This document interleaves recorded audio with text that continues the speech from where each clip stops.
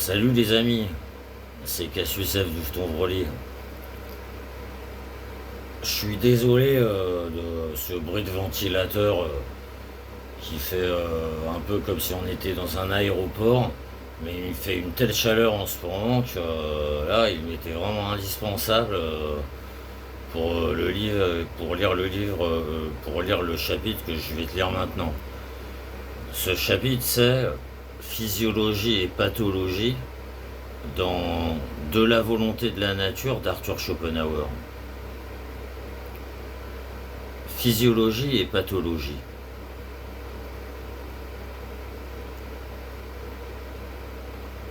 Les confirmations empiriques de ma doctrine que j'ai annoncées ci-dessus, je vais les classer d'après les sciences qui me les ont apportées, suivant ainsi, comme fil conducteur de mon exposé, les degrés de la nature en commençant par en haut. Il me faut évoquer tout d'abord une confirmation très frappante. Il me faut évoquer tout d'abord une confirmation très frappante de mon dogme essentiel qui m'a été donné ces dernières années par les vues physiologiques et pathologiques d'un vétéran de la médecine, J.D. Brandis, médecin ordinaire du roi de Danemark, dont l'essai sur l'énergie vitale, 1795, reçut déjà tout particulièrement les louanges de Ryle. Dans ces deux œuvres les plus récentes, Expérience sur l'emploi du froid en thérapeutique, Berlin 1833, et Nosologie et thérapie des cachexie, 1834, nous le voyons mettre de la manière la plus expresse et la plus frappante à la source de toutes les fonctions vitales.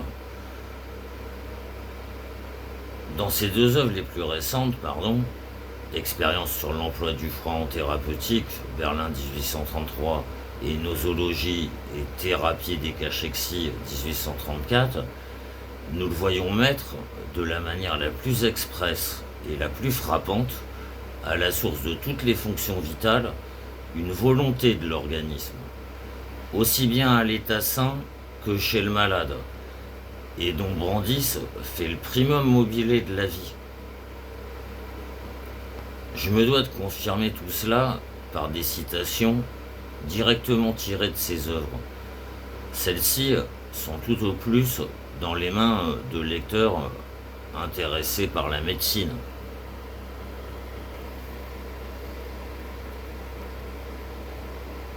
Dans le premier de ces deux écrits, nous lisons à la page 8 « L'essence de tout organisme vivant consiste en ceci qu'il veut autant que possible maintenir sa propre existence face au macrocosme. » Page 10. Il n'y a qu'une vie, une volonté, qui puisse exister à la fois dans un organe. Si donc on trouve dans tel organe une volonté malade qui ne s'harmonise pas avec l'unité, le froid, aussi longtemps qu'il peut produire de la chaleur, c'est-à-dire une volonté normale, est capable de l'inhiber.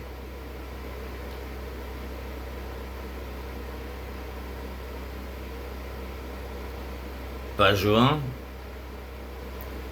Si nous devons nous persuader qu'il y a dans chaque acte de la vie, d'une part, quelque chose qui le détermine, une volonté qui provoque un développement conforme à l'organisme entier et conditionne toute modification des parties en accord avec l'ensemble de l'individu, et d'autre part, quelque chose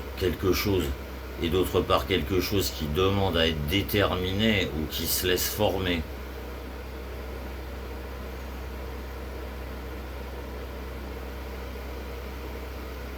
Etc. Page 11. Eu égard à la vie individuelle, il faut que la volonté organique, déterminante, puisse recevoir satisfaction de l'élément qu'elle détermine. Oui, pardon, c'était le téléphone. Donc on reprend. Page 11. Eu égard à la vie individuelle, il faut que la volonté organique, déterminante, puisse recevoir satisfaction de l'élément qu'elle détermine, afin de pouvoir cesser une fois calmée. Chose qui arrive même dans ce processus vital accéléré qu'est l'inflammation. Des cellules nouvelles sont formées, les parties malignes éliminées. Jusque-là, les artères véhiculent davantage de substances en attente de forme, et les veines emmènent de leur côté davantage de sang, jusqu'à ce que le processus d'inflammation soit terminé et la volonté organique satisfaite. Mais cette volonté peut en arriver à un état d'excitation tel qu'il n'est pas possible de la calmer. Cette cause, excitation, agit directement sur un organe, poison, agent contagieux, ou affecte la vie de l'organisme entier, qui s'efforce bientôt d'éliminer les éléments malins, ou bien de retourner la volonté organique en suscitant à des endroits précis des activités vitales critiques, des inflammations.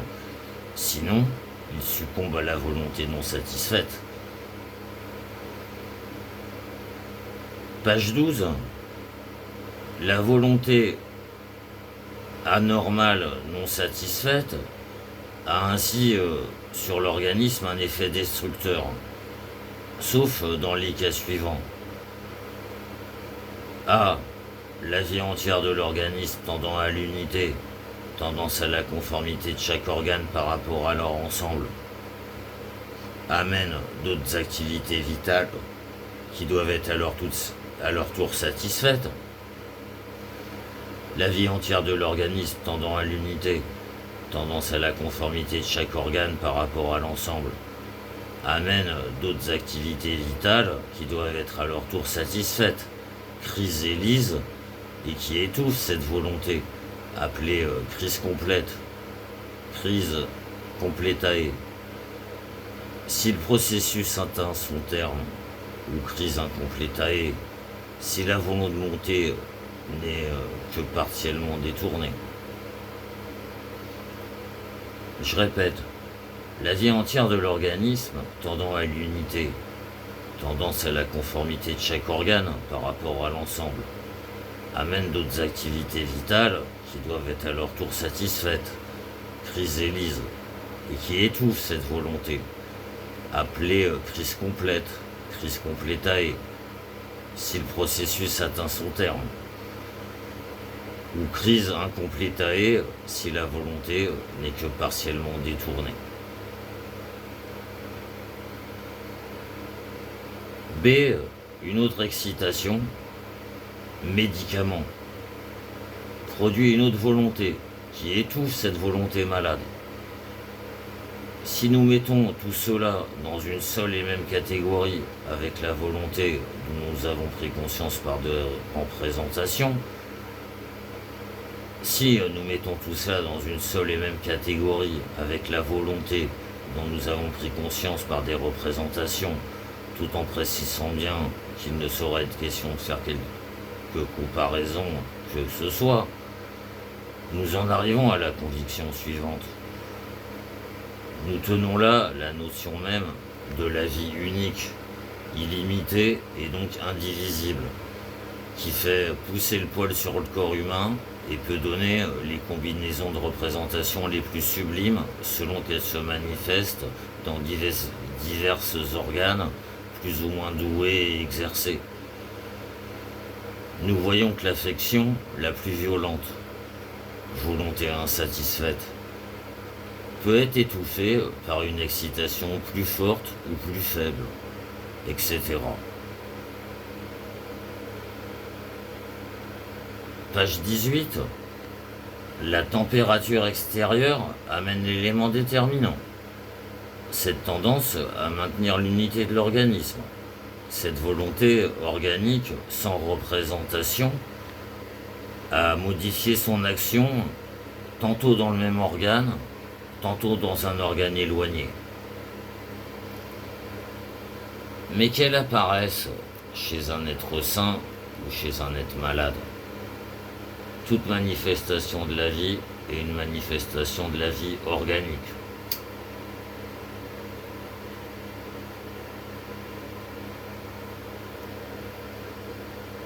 C'est cette volonté qui détermine l'état végétatif.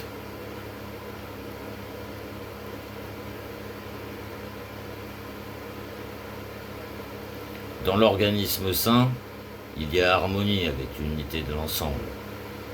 En cas de maladie, la volonté est amenée à vouloir en désaccord avec l'unité.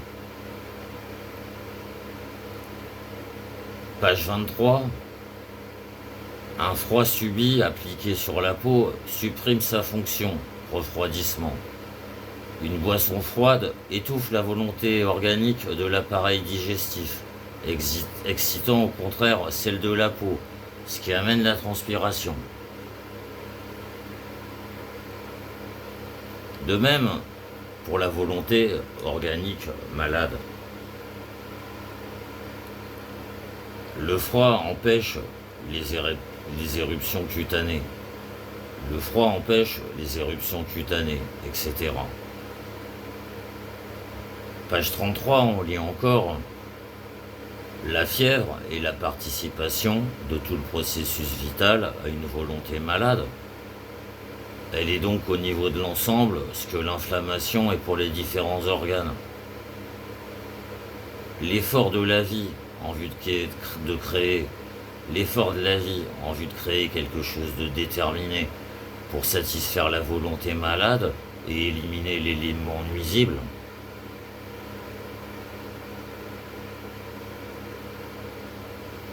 L'effort de la vie en vue de créer quelque chose de déterminé pour satisfaire la volonté malade et éliminer l'élément nuisible. On parle alors de crise ou de lyse. La première perception du facteur nuisible qui conditionne l'apparition de la volonté malade, avant que notre représentation ait saisi le rapport de ce facteur avec notre individualité et envisager les moyens de l'éliminer, la première perception du facteur nuisible qui conditionne l'apparition de la volonté malade, avant que notre représentation ait saisi le rapport de ce facteur avec notre individualité et envisagé les moyens de l'éliminer, influe sur l'individualité au même titre que sa perception par les sens.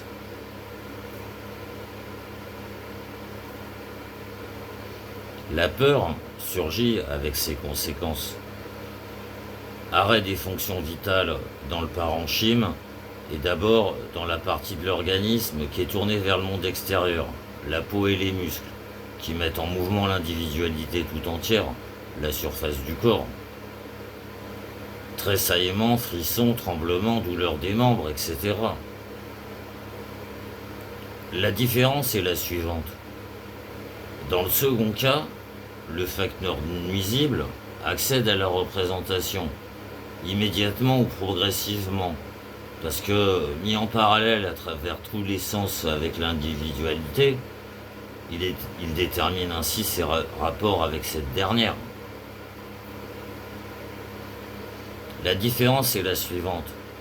Dans le second cas, le facteur nuisible accède à la représentation, immédiatement ou progressivement, parce que, mis en parallèle à travers tous les sens avec l'individualité, il détermine ainsi ses rapports avec cette dernière, et que le moyen d'assurer l'individualité contre lui, ignorance volontaire, fuite, défense, arrive à être une volonté consciente. Dans le premier cas, au contraire, l'élément nuisible n'atteint pas le seuil de la conscience, et seule la vie, en l'occurrence la vertu curative de la nature, s'efforce d'éliminer le facteur nuisible et de contenter ainsi la volonté malade. Que l'on ne prenne pas cela pour une simple image, car c'est la représentation authentique de la manifestation de la vie. On peut lire encore page 58. Rappelez-vous toujours que dans ce cas, le froid agit comme un puissant stimulant pour étouffer la volonté malade ou la tempérer et éveiller à sa place une volonté naturelle de production générale de chaleur.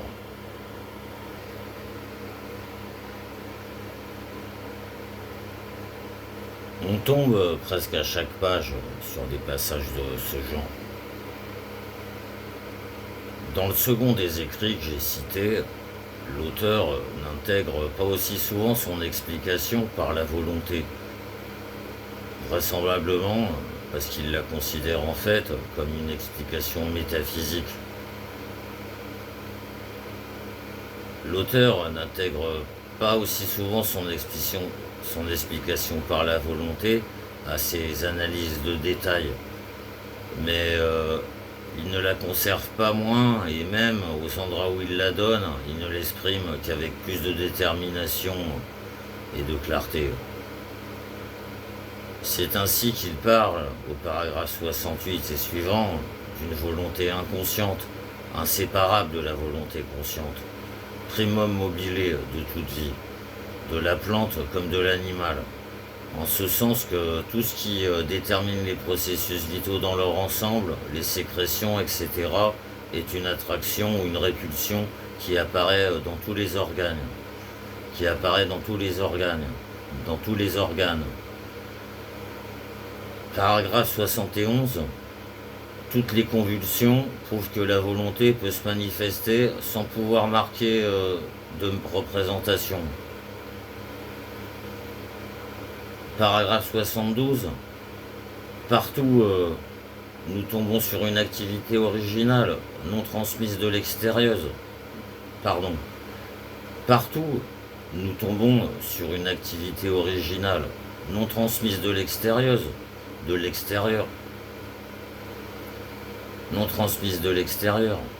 et qui déterminait tantôt par la libre volonté humaine la plus sublime, tantôt par le désir ou l'aversion de l'animal, tantôt par des besoins simples et de nature plus végétative, se manifeste en éveillant dans l'unité de l'individu plusieurs activités.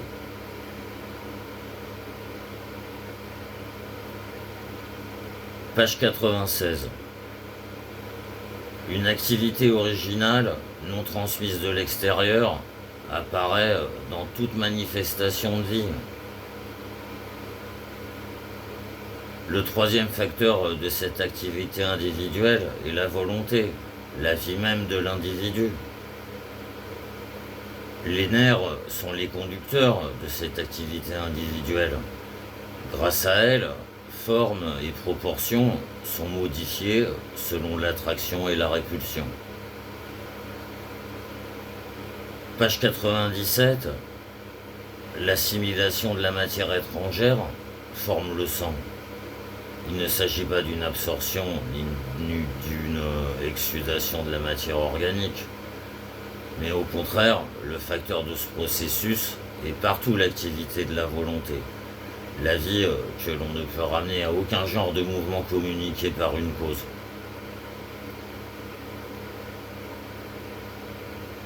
Quand j'écrivais ces lignes en 1835, j'avais encore la candeur de croire sérieusement. Quand j'écrivais ces lignes en 1835, la candeur de croire sérieusement que M. Brandis ne connaissait pas mon œuvre.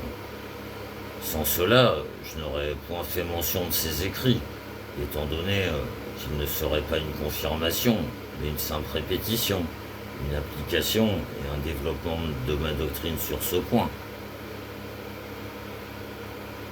Seulement, je croyais pouvoir penser avec certitude qu'il ne me connaissait pas. En effet, il ne me mentionne nulle part, et j'estimais que s'il m'avait connu, l'honnêteté littéraire lui empêchait de passer sous silence l'œuvre d'un homme qui lui avait fourni son idée fondamentale, et ce d'autant plus, il le voyait bien, cet homme se trouvait alors injustement abandonné, à cause de l'ignorance volontaire de son œuvre, et que cet abandon aurait justement pu favoriser la réintroduction de mon œuvre par la bande sur le marché des idées. De plus, l'intérêt propre de M. Brandis en tant qu'auteur, et tout simplement le bon sens, lui aurait commandé de se réclamer de moi. Car sa théorie fondamentale revêt un caractère si étonnant et si paradoxal qu'il plonge déjà dans la perplexité le critique de Goethe, lequel ne sait plus ce qu'il doit en tirer.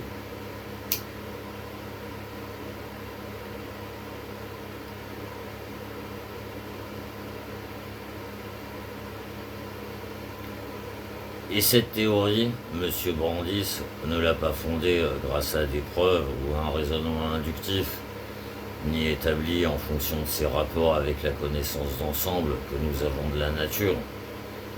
Il l'a simplement avancée. Je me figurais donc qu'il y était arrivé grâce à ce don singulier de divination. Je me figurais donc qu'il y était arrivé grâce à ce don singulier de divination qui assure aux médecins éminents la justesse et la sûreté du diagnostic, sans pouvoir rendre rigoureusement et méthodiquement compte du fondement de cette vérité métaphysique, bien qu'il vit sans peine combien elle s'oppose aux opinions établies. Et je pensais que s'il avait connu ma philosophie, qui établit la même vérité, avec bien plus d'ampleur, l'appliquant à l'ensemble de la nature, la fondant par la preuve et l'induction, en liaison avec la doctrine kantienne, qui se trouve ainsi menée jusqu'au bout, il y eut particulièrement agréé de s'y référer, de s'appuyer sur elle, pour ne point se trouver là tout seul avec une affirmation inouïe, inouïe, qui chez lui n'est jamais qu'une affirmation et pas davantage. Voilà pourquoi je croyais alors pouvoir supposer que M. Brandis n'avait réellement pas connu mon œuvre. Mais depuis lors, je connais mieux les lettrés allemands et les académiciens de Copenhague. M. Brandis, entre autres, et j'en suis arrivé à la conviction qu'il était bel et bien au courant de mon œuvre. Et j'en suis arrivé à la conclusion qu'il était bel et bien au courant de mon œuvre. J'en ai donné les raisons dès 1844, dans le second volume du Monde comme volonté et représentation, chapitre 20. Et comme ce sujet n'a rien de réjouissant, je n'y reviendrai pas ici. J'ajouterai simplement que j'ai même possédé mon grand ouvrage, puisqu'on l'a trouvé dans sa succession.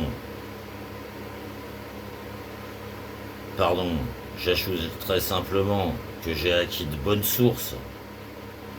J'ajouterai simplement que j'ai acquis de bonnes sources la certitude que M. Brandis a connu et même possédé mon grand ouvrage, puisqu'on l'a trouvé dans sa succession. L'obscurité dans laquelle un écrivain comme moi a été injustement tenu pendant des années encourage cette sorte de gens à s'approprier jusqu'à ses idées fondamentales sans même le nommer.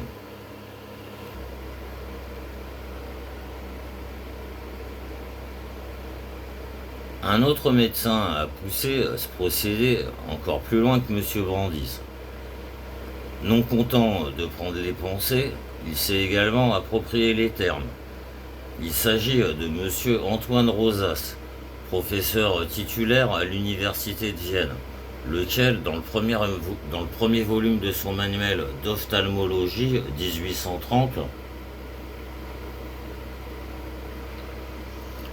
a copié mot à mot tout le paragraphe 507 sur mon traité de la vue et des couleurs de 1816, page 14-16, sans me mentionner, ni laisser entendre par un signe quelconque que ces lignes sont d'un autre que lui.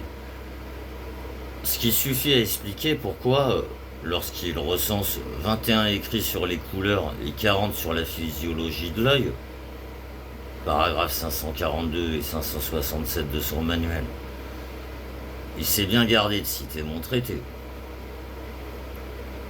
Mais pour cela était d'autant plus opportun,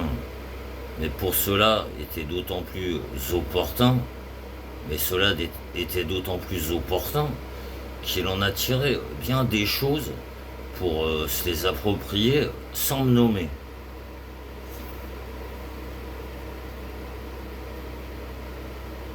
Par exemple, au paragraphe 526, le on dont il est question ne se rapporte qu'à moi. Son paragraphe 527 en entier est, tout en évitant le mot à mot, une transcription des pages 59 et 60 de mon traité. Ce qu'au paragraphe 535 il expose sans façon comme évident, à savoir que le jaune représente les 3/4 et le violet le 1/4 de l'activité de l'œil, n'a jamais été évident pour personne jusqu'à ce que je vienne. Et c'est là jusqu'à aujourd'hui une vérité que peu de gens connaissent et que moi encore admettent. Pour qu'on puisse, sans autre forme de procès, l'appeler évidente, maintes conditions sont encore à remplir, et en particulier qu'on m'ait porté en terre. Il faut même renoncer jusque-là à un examen sérieux de la question, car précisément, il pourrait devenir évident que la vraie différence entre la théorie des couleurs et de Newton et la mienne se trouve être que la sienne est fausse et la mienne juste.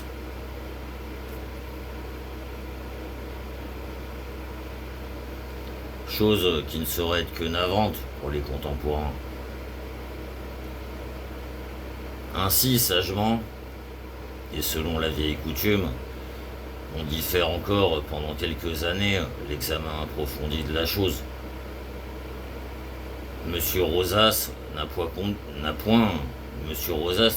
connu cette politique, mais il a pensé, comme l'académicien danois Brandis, que du moment qu'il n'est nulle part question de la chose, il pouvait la déclarer de bonne prise. On voit qu'en Allemagne, la probité du Nord et celle du Sud ne se comprennent pas encore suffisamment. Ensuite, le contenu des paragraphes 538, 539, 540 du livre de M. Rosas est intégralement tiré de mon paragraphe 13, et même retranscrit en grande partie mot à mot.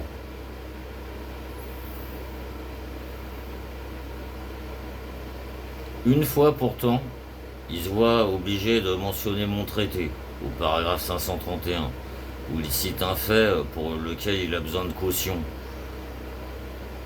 Comique la manière dont il présente les fractions par lesquelles, conformément à ma théorie, j'exprime les différentes couleurs.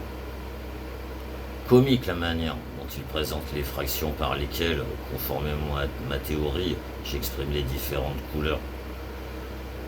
Car il doit, lui, avoir paru dangereux de se les approprier sans façon. On lit donc page 308, si nous voulions exprimer par des nombres ce rapport des couleurs au blanc, et si nous posions blanc 1, on pourrait ainsi établir, comme l'a déjà fait Schopenhauer, la proportion suivante: jaune 3/4, orange 2/3, rouge 1,5, vert 1,5, bleu 1/3, violet 1/4, noir 0. Je voudrais bien savoir comment cela pourrait se faire aussi incidemment, sans avoir d'abord conçu toute même théorie physiologique des couleurs, à laquelle seuls se rapportent ces nombres, qui sans elles sont abstraction pure et vide de sens, Et en outre, comment cela pourrait se faire si l'on se déclare comme Monsieur Rosas, partisan de la théorie newtonienne des couleurs, avec lesquelles ces nombres sont en contradiction flagrante.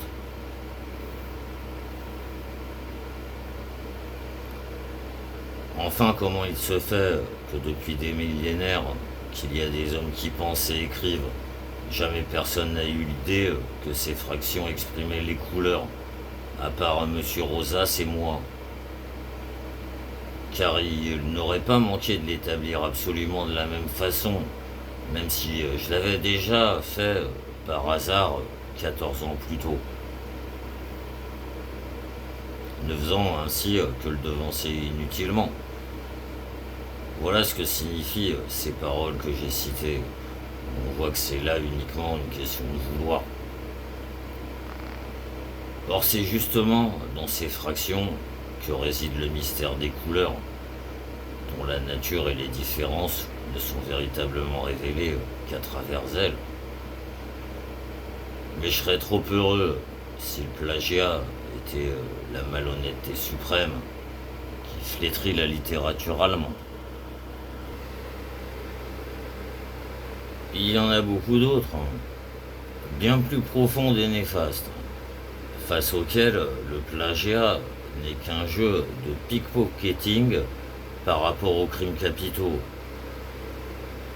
C'est à cet esprit vil et misérable que je pense, qui fait de l'intérêt personnel le point cardinal, en lieu et place de la vérité.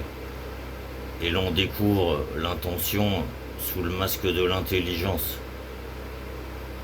La duplicité et l'hypocrisie sont à l'ordre du jour. La tartufferie ne porte plus de phare, et l'on entend même proférer des capucinades depuis les hauts lieux où trônent les sciences.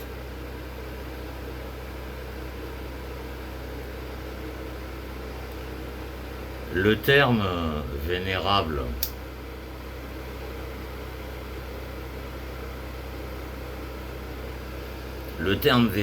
de lumière est devenu une sorte d'injure. On vilipende les grands hommes du siècle dernier. Voltaire, Rousseau, Locke, Hume, ces héros, bienfaiteurs de l'humanité, dont ils sont l'ornement. Si tant est que leur gloire répandue sur les 5 continents puisse être encore célébrée, elle ne peut plus l'être qu'ainsi. Toujours et partout où se trouvent des obscurantistes, ils sont ses ennemis jurés, et ne manquent pas de raison, certes. On forme des clans littéraires, on scelle des pactes pour décerner le blâme et les éloges, et voici que l'on se met à louer et à crier sur les toits la valeur de ce qui est mauvais, tandis qu'on dénigre ce qui est bon. Ou bien, comme dit Goethe, on garde le secret par un silence inviolable, art de la censure à la manière de l'Inquisition dans lequel les Allemands ont connu une réussite particulière.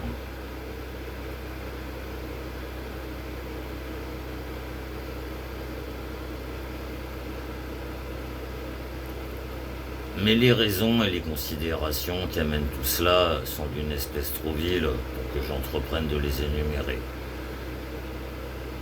Quelle différence entre l'Édimbourg Review, écrite par des gentlemen indépendants, préoccupés d'objectivité, qui porte avec honneur son épigraphe tirée du Publius Cyrus, Judex damnatur cum nocens absolutur,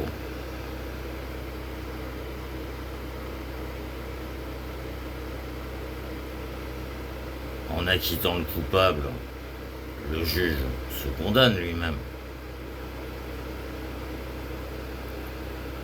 Et les journaux littéraires allemands, pusillanime et malhonnêtes, pleins d'égards et d'intentions sournoises, et qui fabriqués pour la plupart par des mercenaires, devraient porter comme devise Accedas socius, laudes, lauderis, ut absens.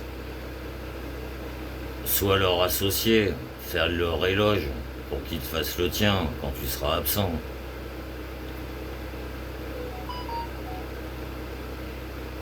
C'est maintenant 21 ans après que je comprends les mots de Goethe en 1814 à Berca, lorsque je le trouvais plongé dans le livre de Madame de Staël de l'Allemagne.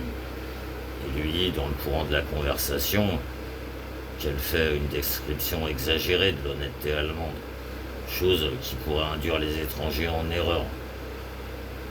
Il se mit à rire et me répondit: certes, ils sont gens à ne point enchaîner leurs bagages, et on les dévalisera, tout en ajoutant gravement: mais si l'on veut apprendre à connaître la malhonnêteté des Allemands dans toute sa splendeur, il faut se tourner vers la littérature allemande. Bien. Seulement parmi toutes les malhonnêtetés de la littérature allemande, la plus révoltante, c'est l'esprit de flagornerie de prétendus philosophes qui sont en fait de véritables obscurantistes. Flagornerie, ce mot, même formé d'après l'anglais, n'a besoin d'aucune explication et la chose d'aucune preuve, car quiconque aurait le front de l'ânier, apporterait une importante pièce à l'appui de mon propos.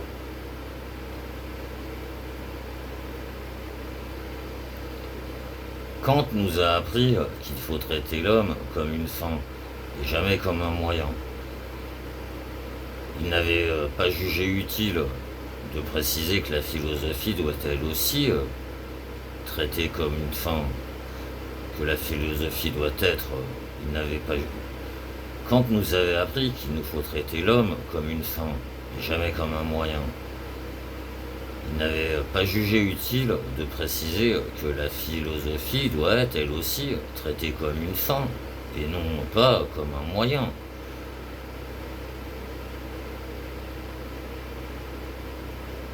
On excuse la flagornerie dans n'importe quel costume, froc ou hermine. Sauf dans le tribonion, le manteau du philosophe. Car celui qui l'endosse a prêté serment sur le drapeau de la vérité. Et quand il s'agit de la servir, toute autre considération, quelle qu'elle soit, est une honteuse trahison. C'est pourquoi Socrate et Bruno n'ont point reculé devant la ciguë et le bûcher. Les philosophes d'aujourd'hui, au contraire, on peut les détourner avec un simple morceau de pain. Ont-ils si courte vue qu'ils ne voient point tout près déjà la postérité, avec à ses côtés l'histoire de la philosophie, qui, inexorable et d'une main ferme, écrit de son crayon d'airain dans son livre impérissable 2 lignes amères de condamnation? Ou bien s'en moque-t-il? Sans doute peut-on dire à la rigueur: après moi le déluge. Mais les mots après moi le mépris vous restent dans la gorge. Je crois donc qu'ils s'adresseront au tribunal de la postérité en ces termes.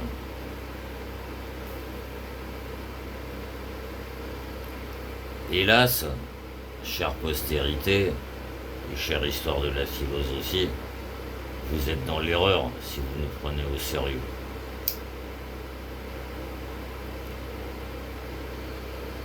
Nous ne sommes pas du tout philosophes. Dieu nous en préserve. Nous sommes des professeurs de philosophie, de simples serviteurs de l'État, des philosophes pour rire. C'est comme si vous vouliez lancer dans le tournoi les chevaliers de théâtre aux armures de carton. Alors le tribunal se rendra à la raison. Il barrera tous ces noms et leur accordera le bénéficium perpetui silenti.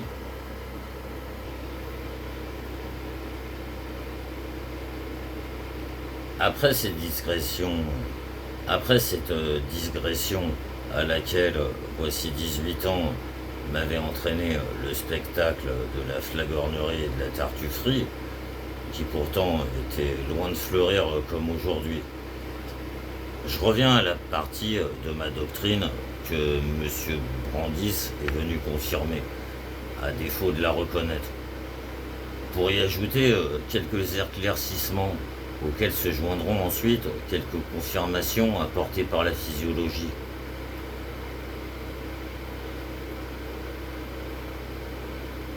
Dans sa dialectique transcendantale, Kant a critiqué trois principes, Anamen en allemand, qu'il appelle concept de la raison pure, Ideen der Vernunft en allemand.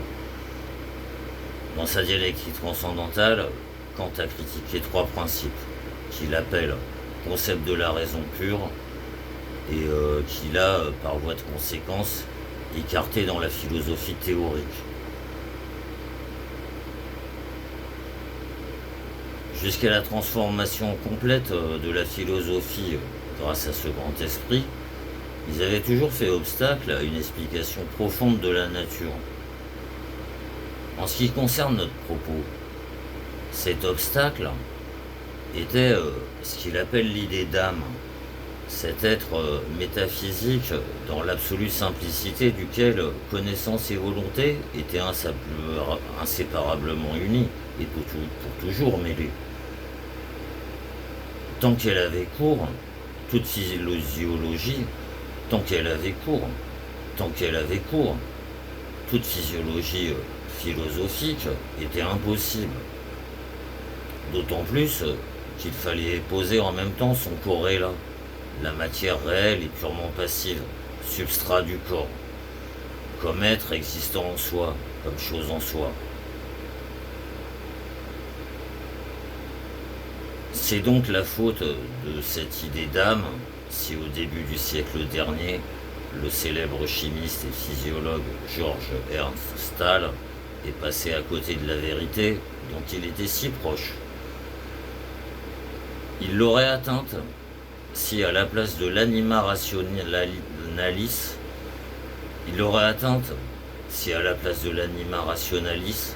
il avait pu mettre la volonté nue, encore dépourvue de connaissance, et qui seule a un caractère métaphysique. Mais sous l'influence de ce concept de la raison, il ne put enseigner autre chose que ceci. C'est cette âme simple, rationnelle, qui se bâtit le corps et en dirige et accomplit toutes les fonctions organiques internes, sans toutefois avoir conscience de tous ces phénomènes, bien que la connaissance soit la destination essentielle et la substance de son être. Il y avait là une absurdité qui rendait la doctrine tout simplement insoutenable. Elle fut supplantée par la théorie de Haller sur l'irritabilité et la sensibilité, qui sont certes conçus comme des éléments purement empiriques, mais sont aussi deux qualitates occultae qui mettent fin à toute explication.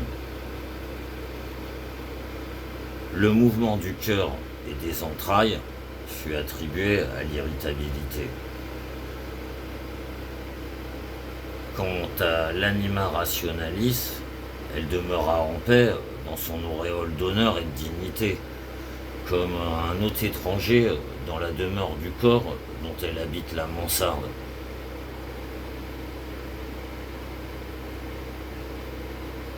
La vérité au fond du puits, a dit Démocrite, et durant des millénaires, on a répété ces mots en soupirant.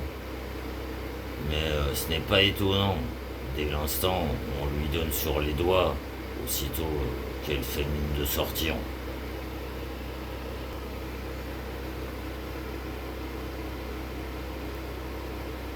Le trait fondamental de ma doctrine, qui l'oppose à toutes celles qui l'ont précédée, c'est la séparation complète entre la volonté et la connaissance. Jusqu'ici, tous les philosophes les considéraient comme inséparables, estimant même que la volonté était conditionnée par la connaissance, élément premier de notre être spirituel. On est allé jusqu'à en faire une simple fonction de cette dernière.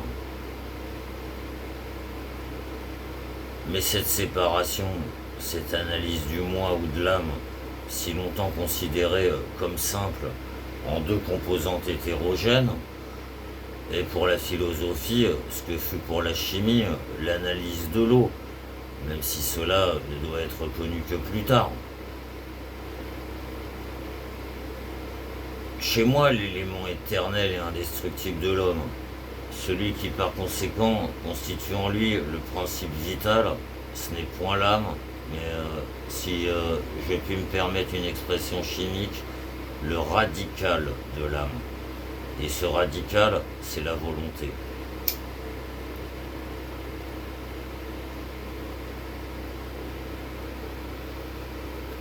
Ce que l'on appelle l'âme est déjà un composé. C'est la liaison de la volonté avec l'intellect. Cet intellect est l'élément secondaire, le posterius de l'organisme, et en tant que simple fonction cérébrale conditionnée par ce dernier. Cet intellect est l'élément secondaire, le posterius de l'organisme, et en tant que simple fonction cérébrale conditionnée par ce dernier.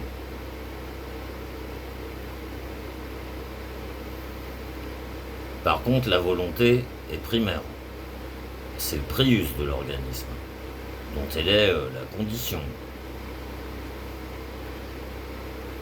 Car la volonté est cette chose en soi qui se manifeste sous forme d'organisme. Car la volonté est cette chose en soi qui se manifeste sous forme d'organisme que dans la représentation, simple fonction du cerveau. Car la volonté est cette chose en soi qui ne se manifeste sous forme d'organisme que dans la représentation, simple fonction du cerveau. C'est uniquement grâce aux formes de la connaissance, c'est-à-dire à la fonction du cerveau, donc uniquement dans la représentation, que chaque individu saisit son corps comme quelque chose d'étendu, de structuré, d'organique, mais pas en dehors de la représentation, pas immédiatement dans la conscience de soi.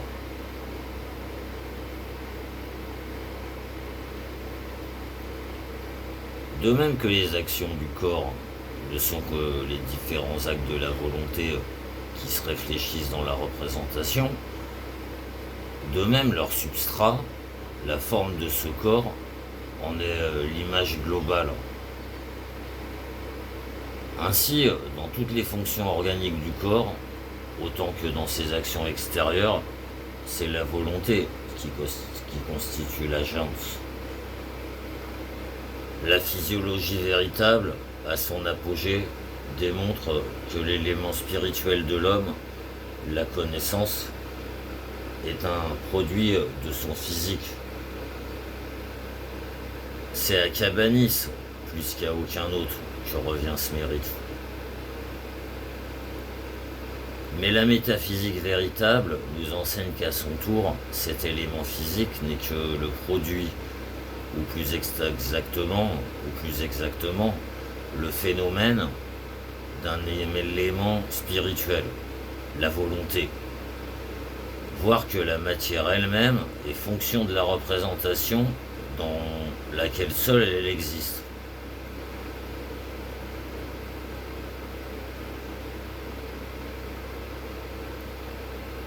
L'intuition et la pensée sont de plus en plus expliquées par l'organisme, mais pas le vouloir.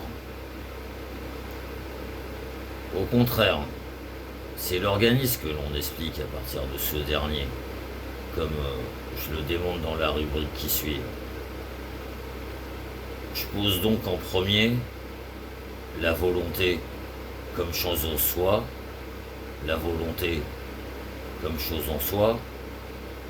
Je pose donc en premier la volonté comme chose en soi, absolument originelle. Ensuite, son phénomène, son objectivation, le corps. En troisième lieu, la connaissance, comme simple fonction d'une partie de ce corps. Cette partie elle-même est l'objectivation du vouloir connaître, qui devient représentation. La volonté ayant besoin de la connaissance pour parvenir à ses fins. Mais cette fonction conditionne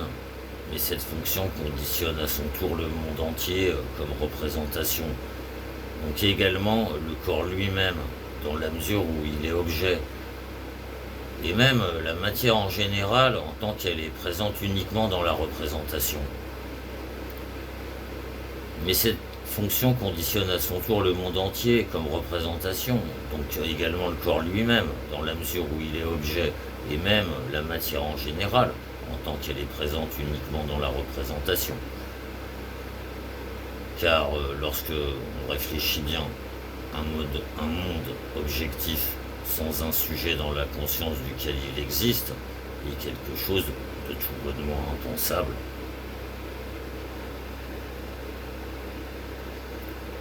La connaissance et la matière, sujet et objet, n'existent donc que l'une par rapport à l'autre et constituent le phénomène. En conséquence, grâce au renversement fondamental que j'ai opéré, la question se présente sous une forme que l'on n'a point connue jusqu'ici.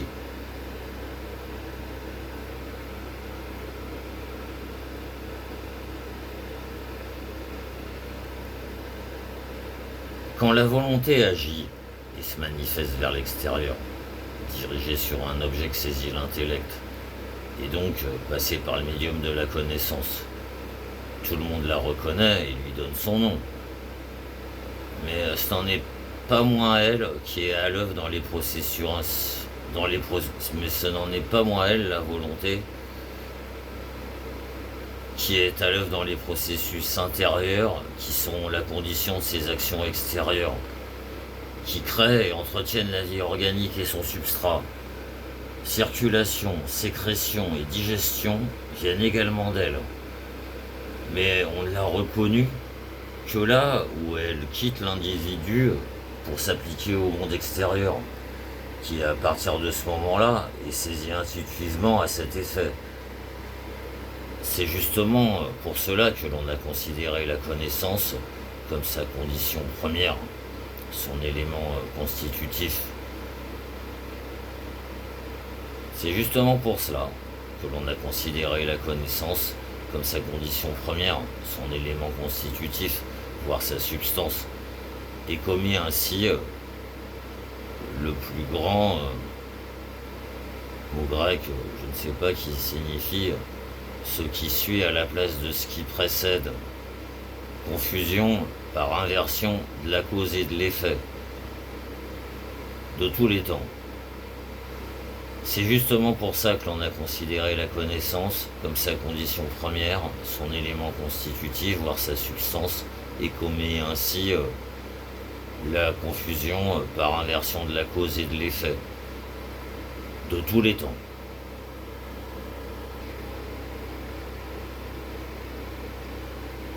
Mais avant tout, il faut savoir distinguer entre volonté et acte volontaire, et comprendre que le premier terme peut exister sans le second.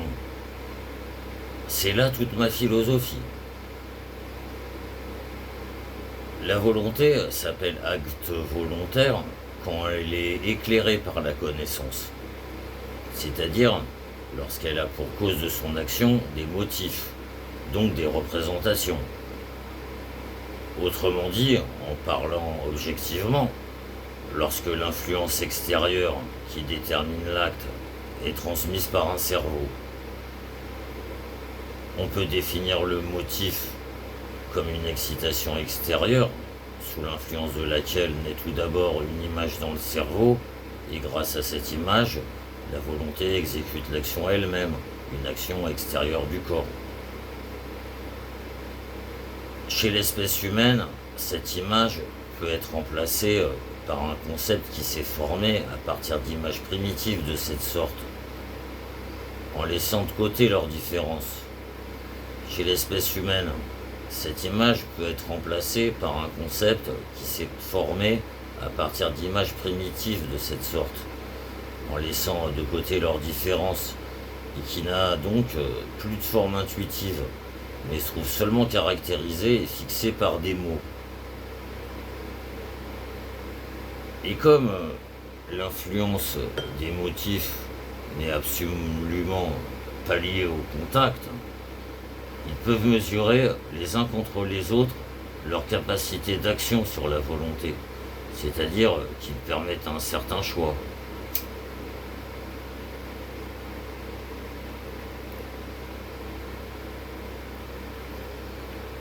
Pour l'animal, il se limite au cercle étroit de son champ intuitif. Chez l'homme, au contraire, il touche au vaste domaine de ce que ce dernier peut saisir par sa pensée, c'est-à-dire à ses concepts. En conséquence, on appelle volontaires les mouvements qui ne sont pas déterminés par des causes au sens strict du terme, comme dans les corps inorganisés, ni par simple excitation comme chez les plantes, mais par des motifs.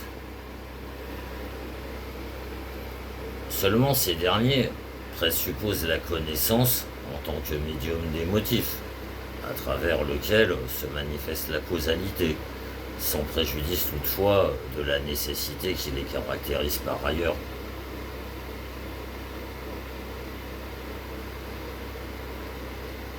Sur le plan physiologique, la différence entre excitation et motif peut se caractériser également ainsi. L'excitation appelle immédiatement la réaction, celle-ci venant de la partie même sur laquelle vient agir l'excitation. L'excitation appelle immédiatement la réaction, celle-ci venant de la partie même sur laquelle vient agir l'excitation. Le motif, au contraire, est une excitation qui doit faire le détour par le cerveau, lequel donne naissance à une image. C'est cette dernière qui engendre la réaction. Cette réaction s'appelle alors acte de volonté, acte volontaire. La différence entre mouvement volontaire et involontaire ne touche donc pas l'élément essentiel primaire, qu'elle est dans les deux cas la volonté, mais uniquement le facteur secondaire, celui qui provoque la manifestation de la volonté, que cette manifestation vienne d'une cause, d'une excitation ou d'un motif, c'est-à-dire d'une cause qui a traversé le champ de la connaissance. La conscience humaine se distingue de la conscience animale en ceci: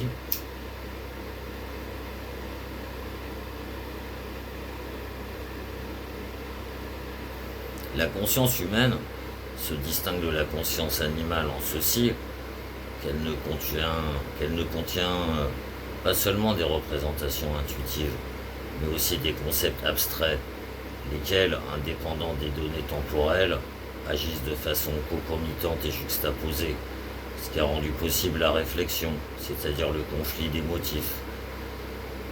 C'est dans la conscience humaine que se manifeste l'acte volontaire au sens strict du terme, que j'ai dénommé décision sélective, Wahlentscheidung en allemand.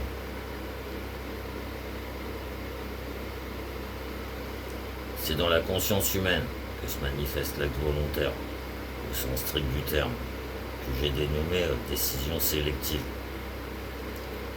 lequel toutefois consiste seulement en ce que le motif le plus puissant pour un caractère individuel donné l'emporte sur les autres et détermine l'acte. De même qu'un choc cède à un choc plus fort. De la sorte, le résultat revêt toujours un caractère de nécessité, au même titre que le mouvement d'une pierre qu'on heurte.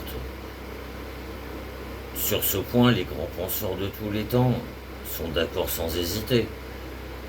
Mais de la même façon, la masse ne comprendra jamais cette grande vérité qu'il ne faut point chercher notre liberté à l'œuvre dans les actions individuelles, mais dans notre existence, dans notre être même. Je l'ai exposé avec le maximum de netteté dans mon mémoire sur la liberté de la volonté.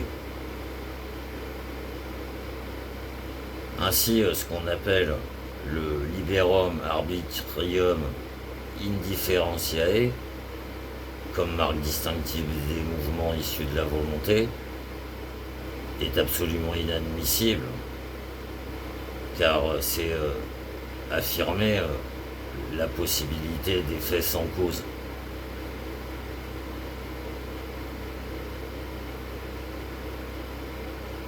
Ainsi, dès lors qu'on est parvenu à distinguer entre volonté et acte volontaire, et à considérer celui-ci comme une espèce particulière, une manifestation déterminée de celle-là, il n'y aura plus aucune difficulté à découvrir également la volonté dans des processus où n'intervient pas la connaissance. Que tous les mouvements de notre corps, y compris les mouvements purement végétatifs et organiques, viennent de la volonté, ne veulent nullement dire qu'ils soient des actes volontaires, car cela signifierait qu'ils sont déterminés par des motifs. Or, les motifs sont des représentations et ont leur siège dans le cerveau. Seules les parties du corps que touche chez nerfs peuvent être mises en mouvement à partir de lui. C'est à partir des motifs. Et c'est cela seul qui peut s'appeler acte volontaire. Par contre, le mouvement de l'économie interne de l'organisme est déterminé par des excitations, comme chez les plantes, à ceci près que la complication de l'organisme animal, de même qu'elle a rendu nécessaire un appareil sensible extérieur destiné à saisir le monde ambiant et à susciter la réaction de la volonté, appelait également un cérébrum abdominal, un cérébrum abdominal, le système nerveux sympathique, pour diriger de la même façon la réaction de la volonté aux excitations intérieures.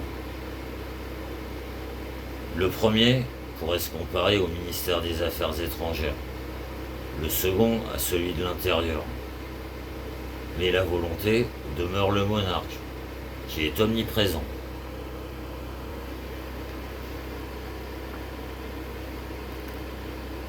Les progrès de la physiologie depuis Haller ont mis hors de doute que ce ne sont pas seulement les actions extérieures accompagnées de conscience, functiones animales, mais aussi les processus vitaux totalement inconscients, functiones vitales et naturales, qui sont gouvernés communément par le système nerveux.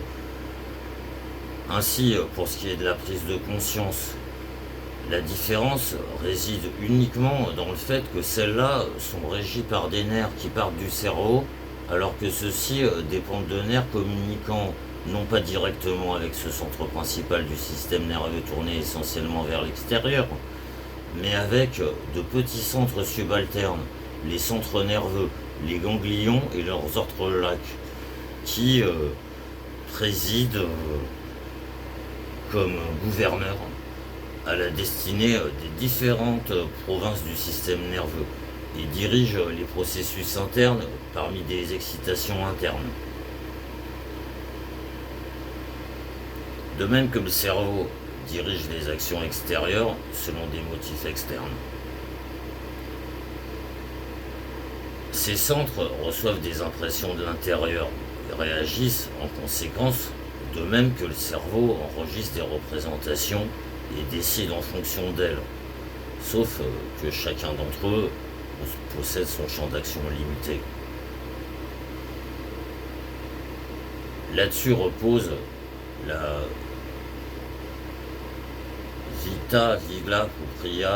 la vita propria de chaque système, à l'écart de laquelle Von Helmont disait déjà que chaque organe possède en quelque sorte son propre moi.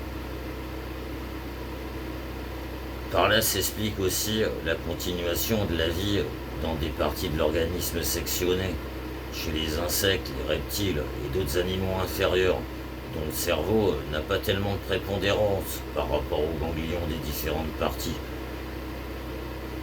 Cela explique également que des reptiles puissent vivre des semaines, voire des mois, après ablation du cerveau.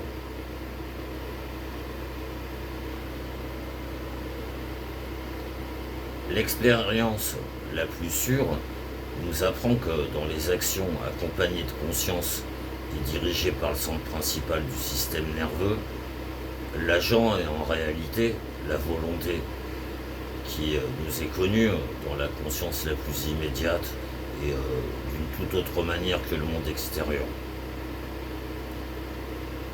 Sachant cela,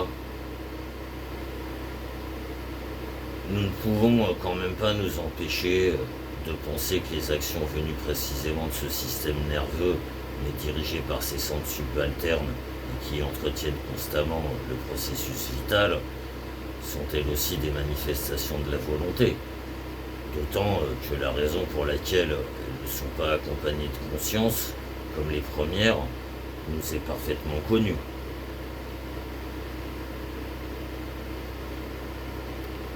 La conscience a son siège dans le cerveau et se limite donc aux parties dont les nerfs vont au cerveau.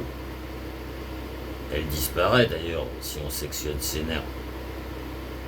Ainsi s'explique absolument la différence entre le conscient et l'inconscient, et donc entre le volontaire et l'involontaire dans les mouvements du corps.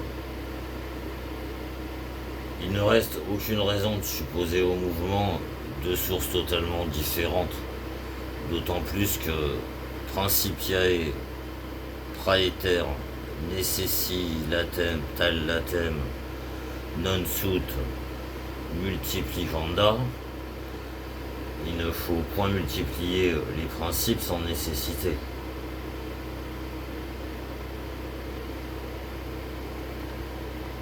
Tout cela est si clair que si on réfléchit sans parti pris, il apparaît presque absurde de ce point de vue de vouloir faire du corps le serviteur de 2 maîtres en faisant dériver ses actions de 2 sources radicalement différentes.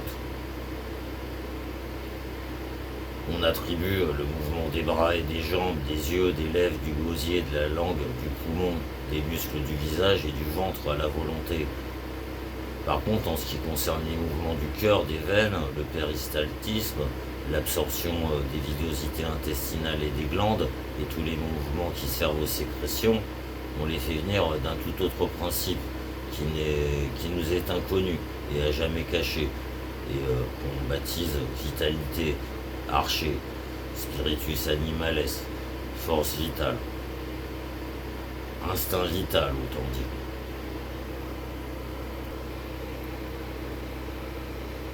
Note, en particulier, il faut reconnaître dans les sécrétions un certain choix des éléments idoines à chacune, partant un comportement volontaire des organes qui les produisent. Ce comportement doit être même appuyé par une certaine sensibilité confuse, grâce à laquelle, à partir d'un même sang, chaque organe sécrète l'élément qui lui convient et pas un autre. Dans le sang qui afflue en lui, le foie ne puise plus que de la bile, rejetant le reste dans le circuit de la circulation. Il en va de même avec les glandes salivaires pour la salive, le pancréas pour son suc, les reins pour l'urine, les testicules pour le sperme, etc. On peut ainsi comparer les organes de la sécrétion à des bestiaux différents qui paissent dans la même prairie, chacun ne broutant que l'herbe qui convient à son appétit.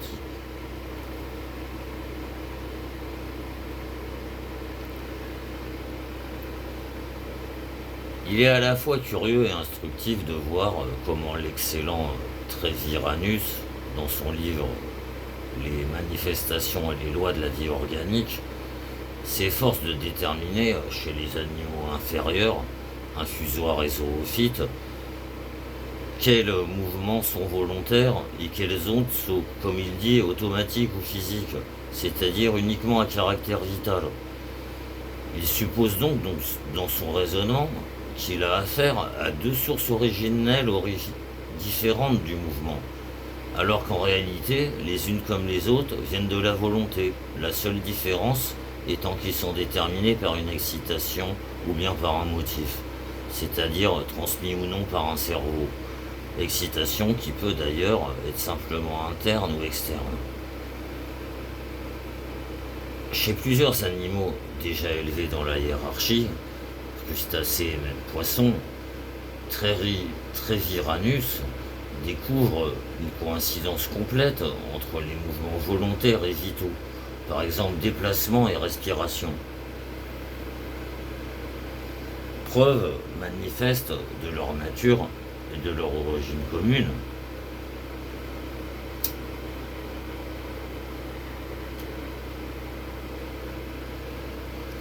Il dit, page 188, dans la famille des actinies, des astéries, des oursins et des holoturies, on voit de façon évidente combien le mouvement des humeurs dépend de la volonté et constitue un moyen de locomotion. On lit, page 288, le gosier des mammifères porte à sa partie supérieure le pharynx, lequel peut être dilaté et contracté par des muscles qui, dans leur constitution, concordent avec ceux de la volonté, sans pourtant dépendre d'elle. On voit que les frontières, que les frontières se rejoignent entre les mouvements qui viennent de la volonté et ceux qui sont supposés lui être étrangers. Pareil, page 293, il écrit « Ainsi se produit-il dans les poches stomacales des ruminants certains mouvements qui ont tout à fait l'allure de mouvements volontaires. Cependant, ils ne sont pas uniquement en liaison directe avec l'acte de ruminer. De son côté, l'estomac simple de l'homme et de nombreux animaux ne permet qu'aux éléments digestibles le passage du pylore et rejette par vomissement ceux qui sont indigestes.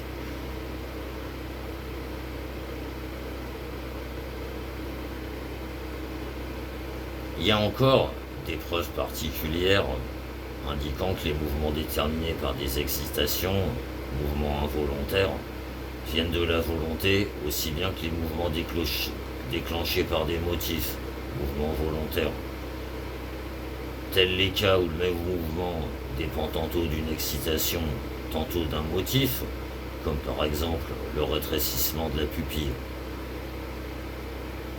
Il est occasionné par une excitation lorsque la lumière augmente, par un motif à chaque fois que nous nous efforçons d'examiner en détail et de très près un objet de dimension réduite, car le rétrécissement de la pupille favorise l'acuité visuelle à courte distance, et nous pouvons même l'accroître en regardant à travers une carte percée d'un trou d'épingle.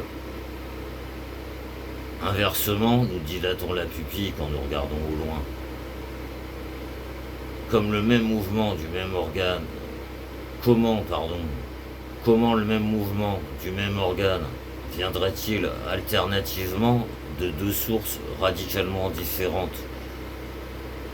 E.H. Weber, dans son programme Adimenta ad Weberi Tractatum de Molu Iridis, Lips 1823, raconte qu'il s'est découvert le pouvoir en fermant un œil et en fixant l'autre sur un seul et même objet, d'en dilater et d'en rétrécir volontairement la pupille, de sorte que l'objet lui paraissait tantôt flou, tantôt distant. Joe Muller, lui aussi, manuel de physiologie, essaie de montrer que la volonté agit sur la pupille. Une autre considération vient confirmer l'hypothèse que les fonctions vitales et végétatives accomplies sous l'intervention de la conscience ont comme moteur intime la volonté. Même le mouvement d'un membre reconnu comme action volontaire n'est que le résultat d'une foule de transformations qui l'ont précédé à l'intérieur de ce membre. Ces transformations n'accèdent pas davantage à la conscience que ses fonctions organiques, et sont pourtant, de toute évidence, ce que la volonté met immédiatement en acte, et qui a simplement pour conséquence le mouvement du monde, le mouvement du membre, pardon, et qui a simplement pour conséquence le mouvement du membre, tout en restant étranger à la conscience, à tel point que les physiologues essaient de le découvrir en forgeant des hypothèses du genre de celle-ci.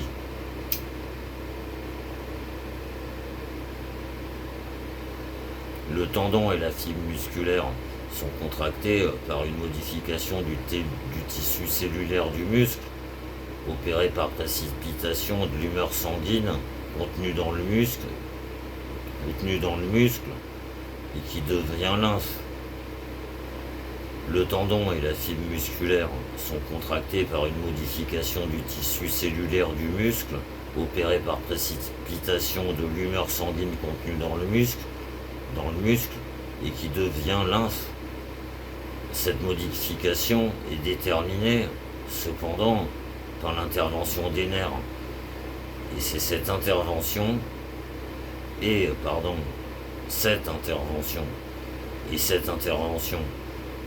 vient de la volonté. La modification, à l'origine de laquelle se trouve la volonté, n'accède donc pas là non plus à la conscience, mais seulement son résultat lointain, et encore uniquement à travers la représentation spatiale du cerveau, dans laquelle il se manifeste avec l'ensemble du corps.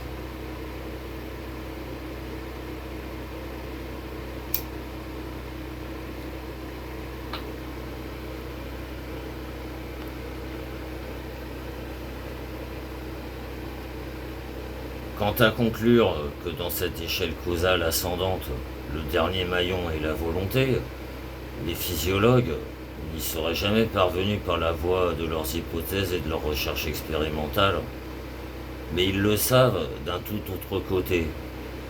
La clé de l'énigme leur est donnée en dehors de leurs recherches, grâce à cette circonstance heureuse que le chercheur est en l'occurrence l'objet de la recherche, apprenant ainsi le secret du processus intérieur. Sans compter que son explication, comme celle de tout autre phénomène, serait obligée de s'arrêter devant une force insondable.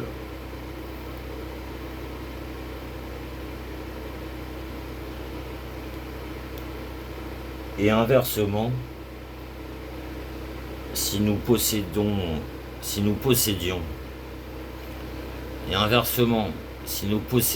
avec chaque phénomène naturel la même relation intérieure qu'avec notre propre organisme, son explication, comme celle de toutes les propriétés d'un corps, se ramènerait en définitive précisément à une volonté qui s'y manifeste.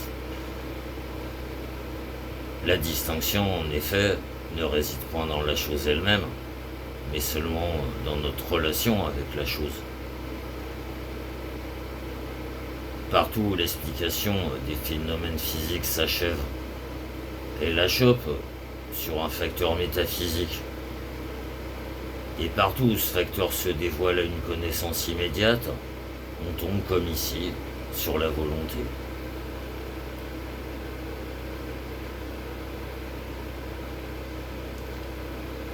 Il y a enfin une dernière preuve du fait que les parties de l'organisme qui ne dépendent pas directement du cerveau et n'obéissent pas à des motifs, à des facteurs volontaires, sont cependant animées et régies par la volonté. C'est qu'elles participent par sympathie au mouvement violent et exceptionnel de la volonté, émotion et passion, l'accélération du rythme cardiaque dans la joie ou la peur, la rougeur qui monte au visage lors d'une humiliation, la pâleur dans l'épouvante ou dans une colère rentrée, Les pleurs qui accompagnent l'affliction ou l'érection que déterminent des représentations lascives, l'oppression et le relâchement intestinal dans une grande angoisse, l'afflux de salive lorsque se trouve excitée la gourmandise, la nausée au spectacle d'objets répugnants, la rapidité de la circulation du sang et même la modification de la qualité de la bile dans un état de colère et de la salive dans un accès de fureur. Ce dernier phénomène à tel point qu'un chien particulièrement irrité peut transmettre par sa morsure l'hydrophobie sans être lui-même atteint de rage ou devenir dès ce moment. On dit que cela vaut même pour les chats et les coqs en colère.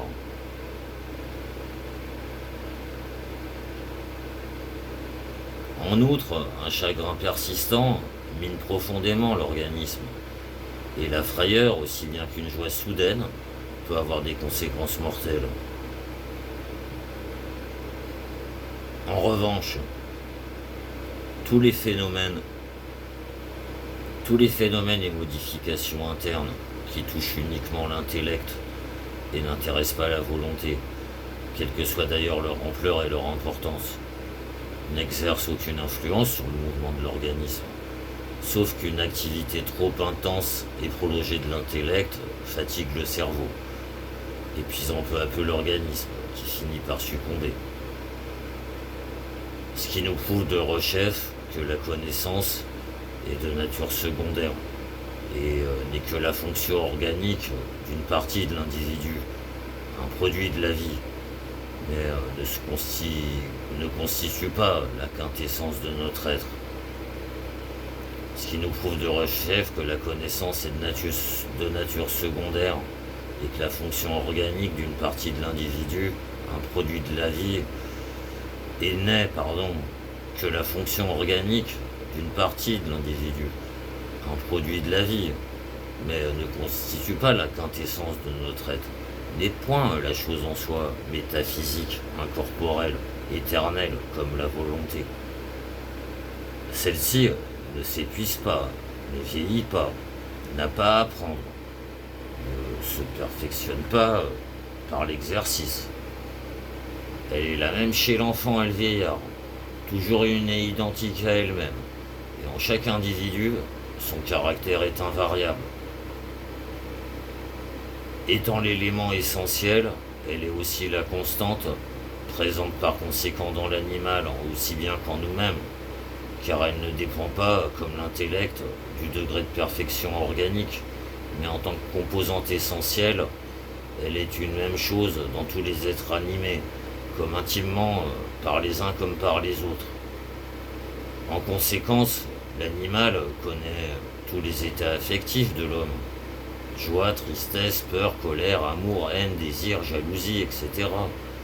La grande différence entre l'homme et l'animal réside uniquement dans le degré de perfection de l'intellect.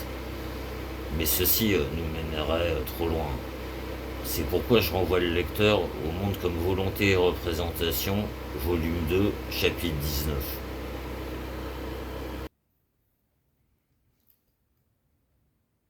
Voilà donc exposer les raisons évidentes pour lesquelles l'agent originel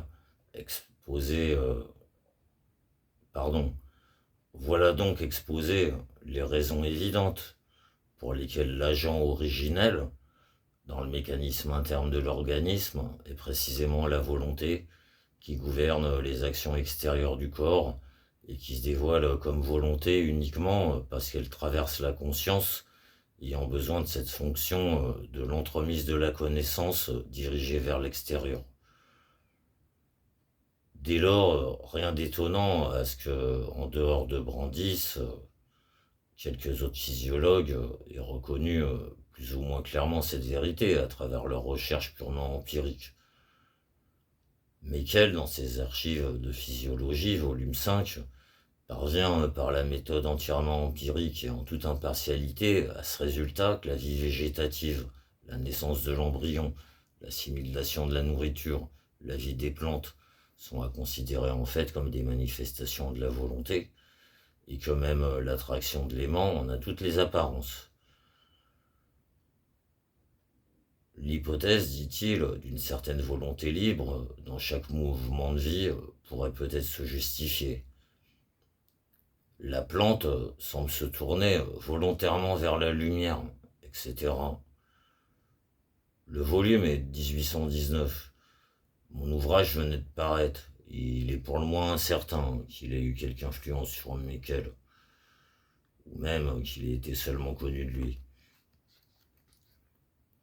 C'est pourquoi je compte ces insertions, c'est pourquoi, pardon, je compte ces assertions au nom des confirmations impartiales et empiriques de ma doctrine. Burdack aussi, dans sa physiologie, volume 1, parvient empiriquement à ce résultat que l'égoïsme est une force qui appartient à toute chose sans distinction. Il le met en évidence d'abord dans l'animal, puis dans la plante, enfin dans les corps inanimés. Mais l'égoïsme est-il autre chose que la volonté d'entretenir son existence, le vouloir vivre? Je citerai sous la rubrique Anatomie comparée un passage du même livre qui confirme encore plus catégoriquement ma doctrine.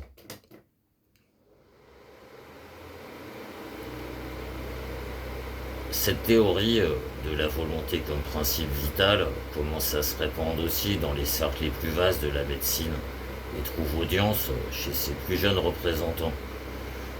Je le vois avec une satisfaction particulière dans les thèses soutenues en août 1835 à Munich par monsieur le docteur de von Sigris pour sa promotion, et qui commence ainsi. C'est le sang qui détermine la forme d'un organisme en voie de développement. Le développement organique est déterminé par l'activité de la vie interne et par la volonté.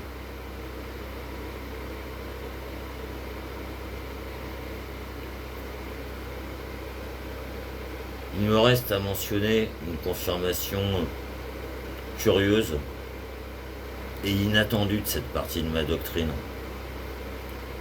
C'est Colebrook qui me l'a donné récemment en l'attirant de la vieille philosophie de l'Hindoustan. Dans son exposé des écoles philosophiques indiennes, qui se trouve au premier volume des Transactions of the Asiatic Society of Great Britain, 1824, il caractérise en ces termes la doctrine de l'école Nyaga. La volonté, dit-il, la volonté, volition, yatna. L'effort de volonté ou manifestation de la volonté est une libre disposition à l'action qui procure de la satisfaction. Le désir est sa cause et la perception son motif.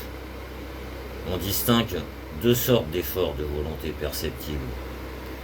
L'une est issue du désir qui cherche le plaisir, l'autre vient de l'aversion. L'autre vient de l'aversion qui fuit la douleur.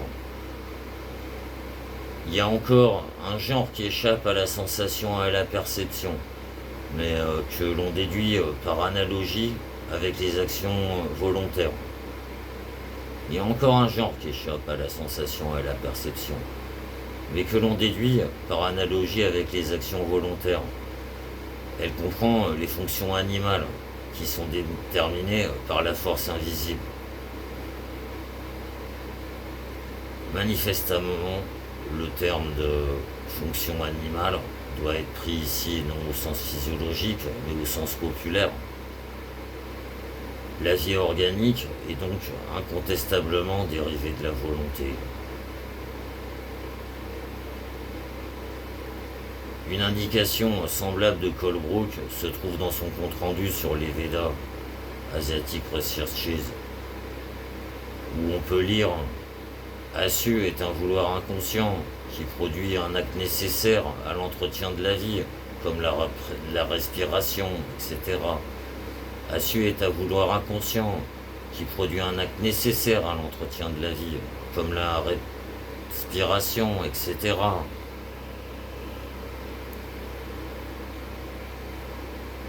En ramenant la force vitale à la volonté, je ne m'oppose d'ailleurs nullement à la vieille division de ses fonctions en énergie reproductive, pardon, en ramenant la force vitale à la volonté.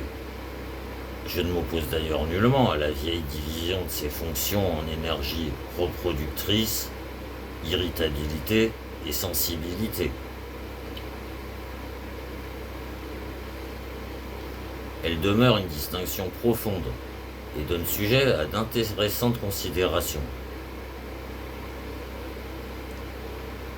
L'énergie reproductrice, objectivée dans le tissu cellulaire, constitue le caractère principal de la plante.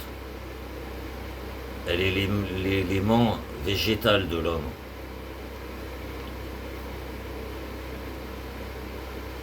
Quand elle prédomine chez lui, nous soupçonnons du flegme, de la lenteur, de l'indolence, de l'apathie, encore que ce soupçon ne se confirme pas toujours. L'irritabilité, objectivée dans la fibre musculaire, est le caractère essentiel de l'animal. Elle est le facteur animal en l'homme.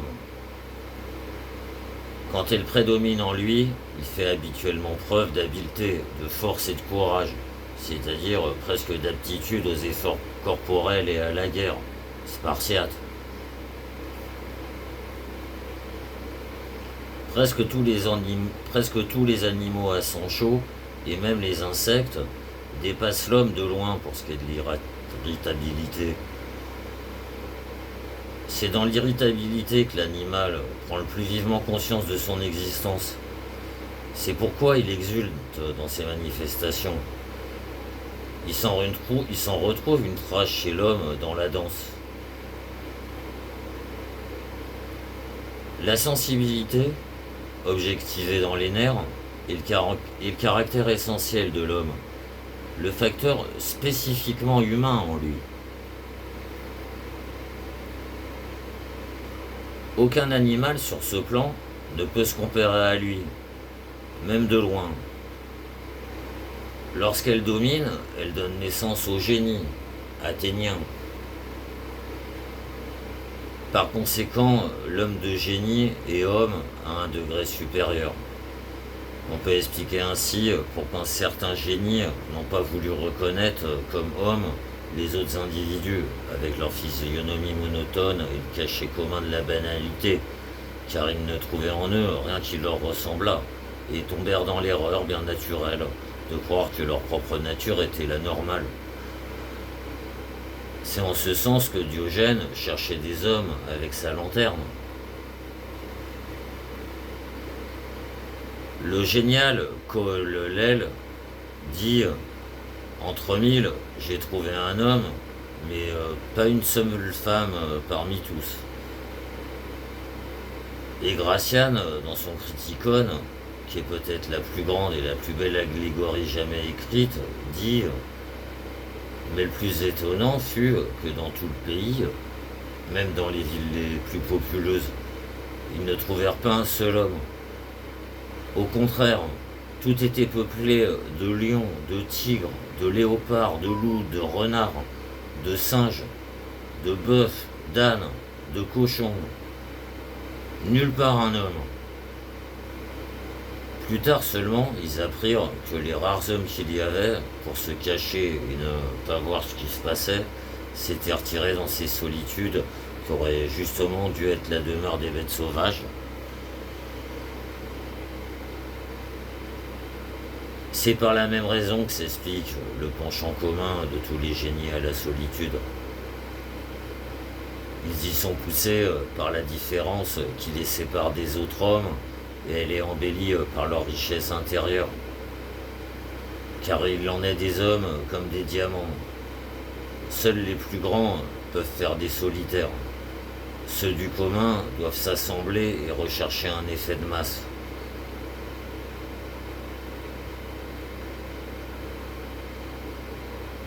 Ces trois forces physiologiques fondamentales concordent également avec les trois gunas, une qualité essentielle de la philosophie hindoue.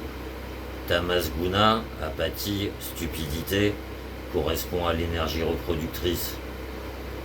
Rajas guna, passion, à l'irritabilité. et Saltva Guna, sagesse et vertu, à la sensibilité. Mais quand on ajoute que Tamas Guna est le lot des animaux, Rajas Guna, celui des hommes, et Saltva Guna, celui des dieux, ce sont là des termes plus mythologiques que physiologiques.